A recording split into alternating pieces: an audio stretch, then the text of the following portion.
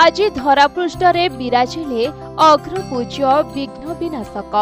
आज गणेश पूजा पाई सारा देश हो जाइछि उत्सव मुखर।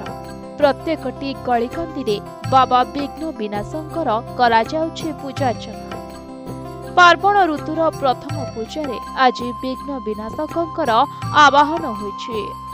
भाद्रव मासर शुक्ल चतुर्थी दिन विनायकंक व्रत पालित हुए। देवादेवी पूजा बा उत्सव महाप्रभु गजानन धरा को आसुथिबारु एबे आध्यात्मिक परिवेश सबुठी सृष्टि होइछि। समस्ते एबे बजरु प्रभु गणेशंकर मूर्ति नहीं पूजार्चना करुछंती। प्रभुंक स्वागत को नहीं गगन पवन उत्सव मुखर होइथिबा देखिबाको मिलिछि। गणेशं को पूजा करी जेकोसी कार्यर शुभारंभ कले ताहा निर्विघ्न रे समाप्त होइथाए। विशेषकर ओडिशार पुरपल्ली रे एही पूजा परंपरा और विधि विधान अनुसार पालित होइथाए। सेहिपरि आज स्कूल कॉलेज सह विभिन्न अनुष्ठान रे पूजा पाउछंती अग्रपूज्य। विभिन्न क्लब रे मध्य आयोजित होइछि गणेश पूजा।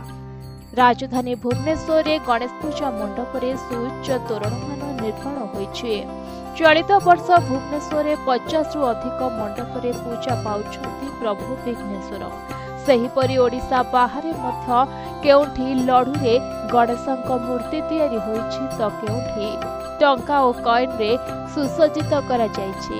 रंगीन आलोकमाला रे झलसुछंती चारिआडे विघ्न विनाशक। ब्यूरो रिपोर्ट प्रतिदिन टीवी।